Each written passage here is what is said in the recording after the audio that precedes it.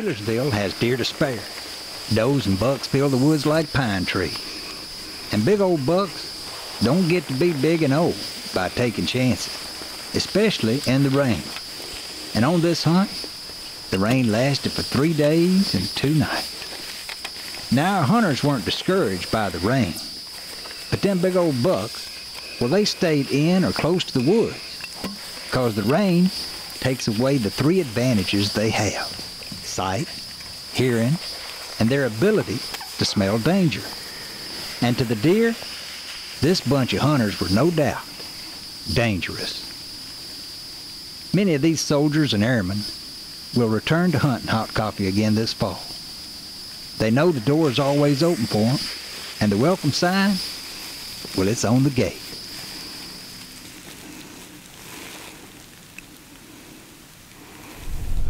Mainly through Troy Davis. I knew that he had been helping with this, and I really wanted to get involved with it.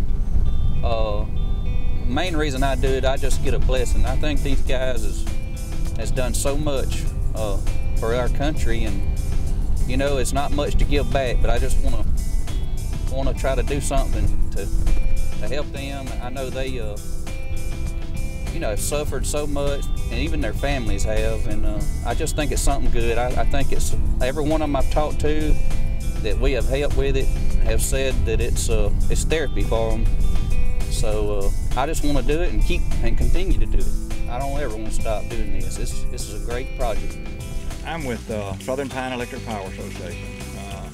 We are a distribution cooperative serving 11 counties in rural Mississippi, their electrical needs. And we have roughly 280 employees. And the way we got involved in the Wounded Warrior program, I guess it's a combination of things. I was visiting with Troy Davis one afternoon, and he began to tell me about the program and the fact that he was doing some of the sponsoring here at his camp house.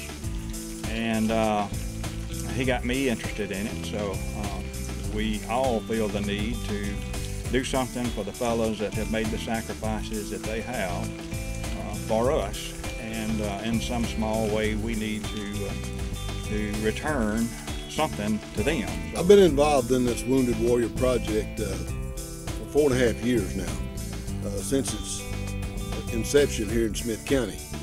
I was called by the state coordinator at that time and asked if we would be able to host a weekend turkey hunt for some wounded warriors, which was a totally brand new idea for us. I'd never even heard of the project.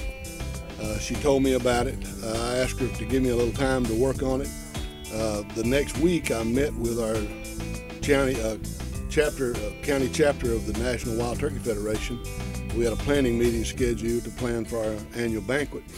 And when the program for that planning session was over, I asked the president to give me a few minutes to speak to the group about the Wounded Warrior Project, and told them what we had been asked to do. And I explained to them that this project would have nothing to do with the National Wild Turkey Federation, that it'd be a standalone project for us to consider.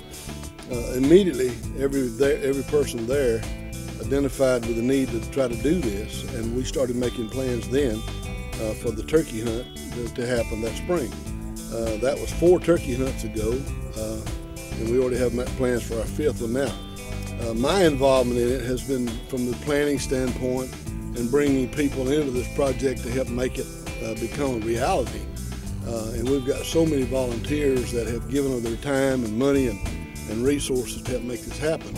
What got me involved in it was an opportunity for me to say thank you to these warriors who have gone and sacrificially given of themselves. Some made the supreme sacrifice. These guys come back with severe limitations because of war injuries, and it's an opportunity for me in a small way to say thank you and express gratitude for them fighting for our freedom in America. When I was no longer capable of doing what I could do at the level that I was when I personally demanded of myself, then it was time for me to go. And every great quarterback that you've ever known has wanted that extra season, you know, and it might not be good for them, you know, and sometimes it is and sometimes it isn't. They always want one more shot. That prize fighter always wants one more bout. But for me, it was time to go, and it was time for me to hang up.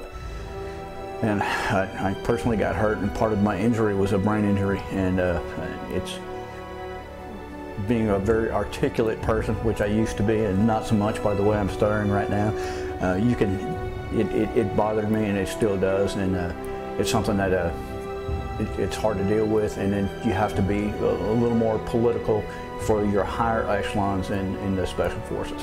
If you listen to these guys sit around and talk about their war stories, you know, and these guys have been through pretty much the same stuff as being wounded, and their therapies they've been through and all that, and to hear them sit up there and talk about it and laugh, and you know, and the camaraderie between them guys just means a lot. It's just unbelievable. And for them to come hunt, fish, whatever we do with them, they have a good time. That's all that matters.